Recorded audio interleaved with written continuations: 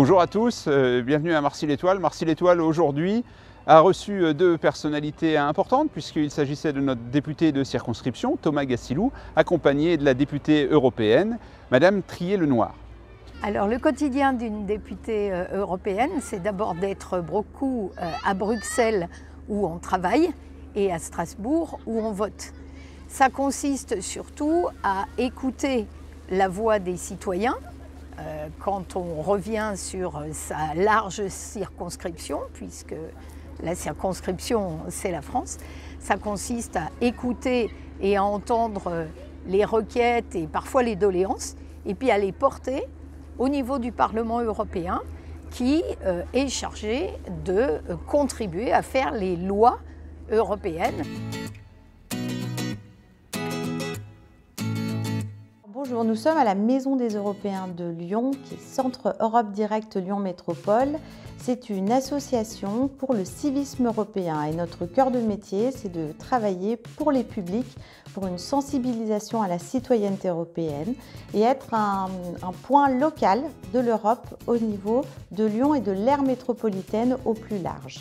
Je suis administrateur à la Maison de l'Europe de Lyon et je fais partie du conseil de circonscription de Thomas Gasilou parce que j'habite dans les monts du Lyonnais, enfin sur Craponne. Mon engagement européen est venu parce que l'Europe nous a apporté la paix. Et ça a été le premier bien que cette Europe nous apporte.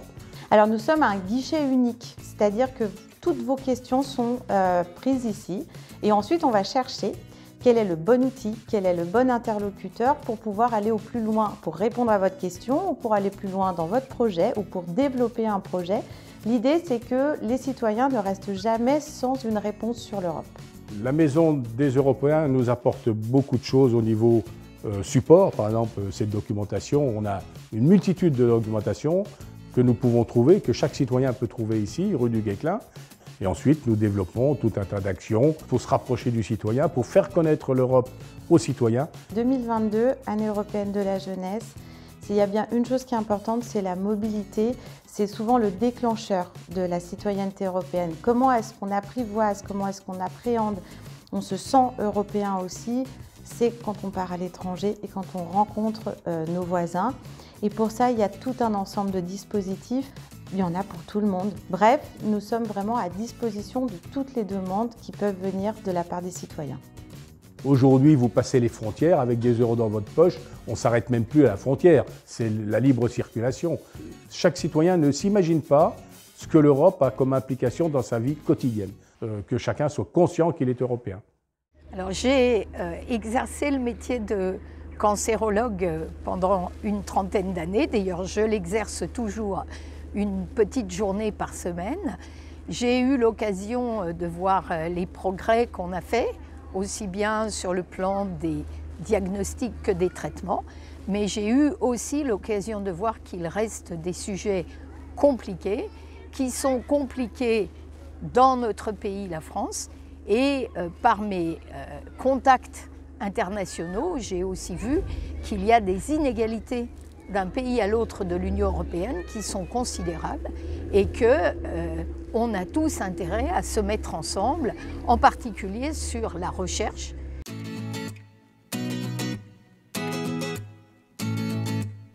À Marcy-l'Étoile, comme vous le savez, la santé, c'est un sujet important avec une présence notamment de l'école vétérinaire que nous sommes allés visiter ensemble tout à l'heure. Nous avons pu visiter différentes structures inhérentes à la formation des étudiants, aux soins des chevaux et aux soins également des petits animaux et des animaux de production. VetaGroSup est un établissement d'enseignement supérieur de recherche et de formation composé donc de 1200 étudiants. La structure accueille de nombreux étudiants étrangers, européens et internationaux. Donc tous nos étudiants, qu'ils soient vétérinaires ou agronomes, ont l'obligation d'effectuer des cursus internationaux maintenant. Et donc ces accréditations européennes et cette ouverture vers le monde leur permet de prendre confiance en eux, leur permet d'élargir leurs connaissances culturelles. Cette ouverture internationale permet aussi d'enrichir notre recherche nationale par la participation aux recherches internationales dans tous les domaines. On a eu à la fois l'occasion d'évoquer les liens très forts entre la santé humaine et la santé animale. D'une part, effectivement, Vetagrosup a apporté sa contribution en pleine crise et jusqu'à très récemment par la réalisation de tests PCR, puisqu'on a cette habitude et toutes les infrastructures et la technologie et l'expertise des analyses PCR. Donc on a une forte mobilisation de nos techniciens sur le dépistage PCR. Et lors de sa constitution, donc il y a 10 ans, par le rapprochement des campus agronomiques et vétérinaires, Vetagrosup a tout de suite embrassé la problématique One Health, donc au carrefour des santé animales et des santé humaines et de la santé environnementale.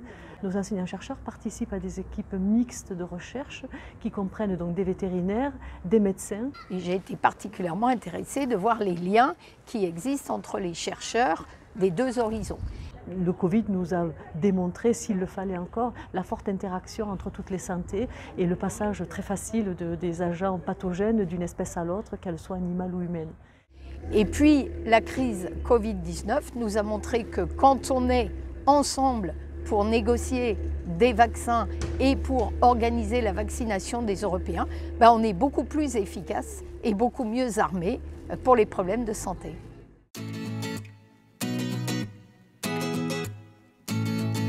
Nous avons ensuite poursuivi notre visite à Sanofi, où nous avons été reçus par Alain Denis, le responsable du site, et l'ensemble de son équipe. Marcy-l'Étoile, c'est d'abord un pôle scientifique et industriel majeur.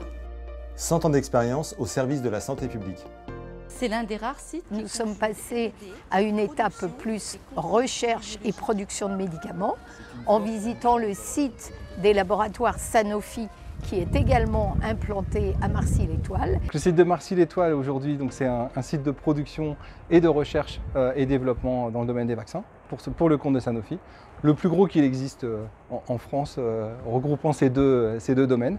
Il y a plus de 3500 personnes qui travaillent sur ce site.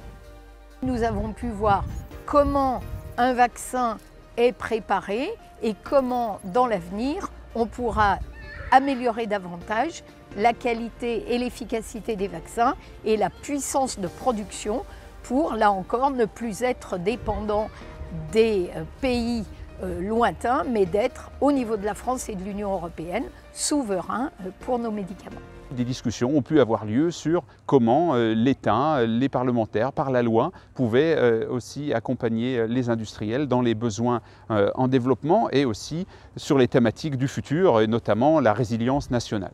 Ravi de cette visite, ravi d'avoir pu accueillir sur notre beau site de Marcy-l'Étoile monsieur le député et madame la députée européenne. En tout cas, moi, s'il y a un seul argument pour la construction européenne, c'est aussi l'argument géopolitique. On a obtenu les vaccins à un juste prix, à un prix raisonnable, qu'on n'aurait probablement pas pu obtenir si les négociations avaient été faites de manière bilatérale. Je suis très heureuse d'avoir accompagné Thomas Gassillou sur cette journée. Moi, j'avais une question qui fait écho à une interview que j'avais vue il y a quelques mois de Michèle Rivasi, qui est également députée européenne, qui se posait des questions au niveau de la transparence de la Commission européenne sur la question des vaccins, justement. Ma question a trait au Parlement européen. Est-ce que vous voyez un changement progressif des mentalités sur les questions de défense? Sur cette histoire de paracétamol, dont on a fait un emblème en France, en disant qu'on est en train de relocaliser des productions, il se trouve que en fait, la matière première qui sert à fabriquer le paracétamol, qui est le para-aminophénol, est toujours fabriquée en Chine et qui est extrêmement polluant d'ailleurs à produire. Quand est-ce que l'Europe va se donner un vrai grand projet du financement de son devenir? C'est un peu comme avec l'histoire des vaccins. On l'a fait, donc ça veut dire qu'on peut le refaire. Restons optimistes, on a réussi à le faire. Bon courage pour continuer. Merci, c'est gentil. Merci.